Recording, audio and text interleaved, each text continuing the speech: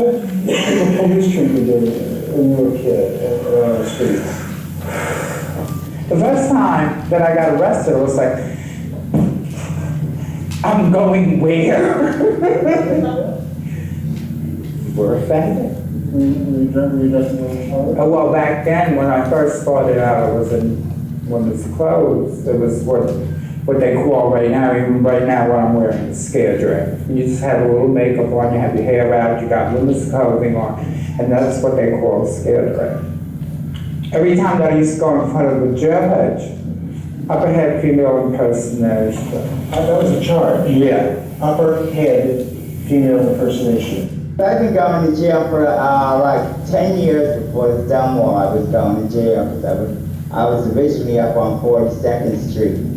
And every time we go, you know, like going out to hustle all the time, they would just get us and tell us we were under arrest. They say all these drag queens are under arrest. So we start, you know, it was just for wearing a little bit of makeup down 42nd Street. So I try to do the proper thing, you know, wear men's clothes on stage and wear women's clothes on the street. I got picked up twice for being a drag queen. When you're obvious back then, there was nothing to hold you back. There was always the effeminate male or the butch woman. We were all the ones that went out there and we didn't take nothing from them. We had nothing to lose. Actually, you know, at that point in time, you know, I understand the ones that held their heads down low because they probably had very nice jobs and they had a family to go to. The Stonewall wasn't a bar for drag queens. Everybody keeps saying it was. So this is where I get into arguments with people. They say, oh no, it's always a drag queen bar and it was a black bar. Yeah. At first it was just a gay men's bar. And they didn't allow no women in. And then they started allowing women in, and then they let drag queens in. I was one of the first drag queens to go to that place. The police came in, they came in to get the payoff as usual. Every time the police came, what they would do, they would take the money from the coat check room and take the money from the bar. They would come in, padlock the freaking door. As soon as they left, the mafia was there, come in the door. They had a new register, they had more money, and they had more booze. This is what we learned to live with at that time. We had to live with it. We had to live with it until that day. I don't know if it was the customers or it was the police. It just, everything clicked. We were all there, and we all had lined up against the walls, and they was all searching us. The police were? Yeah, they searched every single body that came here. Everybody just like, what are we doing all this for?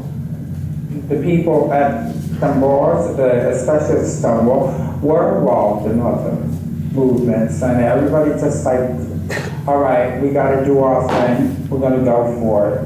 And when they ushered us out, it was nice, you know, when they just very nicely put you out the door, and then you're standing across the street and showing the square park, and but why? But why? All of a sudden you just feel this. Everybody's looking at each other, but why do we have to keep on constantly putting up with this? People say that there was a cross-dressing lesbian who sparked the Stonewall riot. She said the cop hit me and I hit him back. I walked away with an eye bleeding, but he was laying on the ground, out. And the nickels, the dimes, the pennies, and the quarters started flying. Why that? Why did people do that? The payoff, that was the payoff. It was to symbolize the payoff. Yeah, to be there, you know, it's just like, oh, it's so beautiful. I just like, you know, it's like, Exciting? oh, it's so exciting. It was like, ow, we're doing it, we're near nerds. Inspector Pine really panicked. He did not expect any of the retaliation that the gay community gave him at that point. Do you think all this was in part because people were so angry for so long? People were very angry for so long. I mean, how long can you live in cars? That was no riot. Everybody says a riot. It was a disobedience, and then they started fighting back. It was a rebellion. And once they got the hang of it, they rebelled quite well. Were you one of those that got in the chorus lines and kicked their heels up at the police?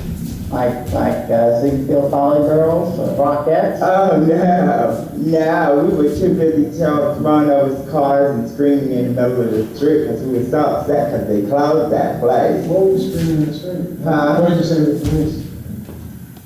We just were saying no more police brutality, and we had enough of police harassment in the village and other places. Oh, there was a lot of little chants we used to do in those days. Before the Stonewall, I was involved in the Black Liberation Movement, the peace movement.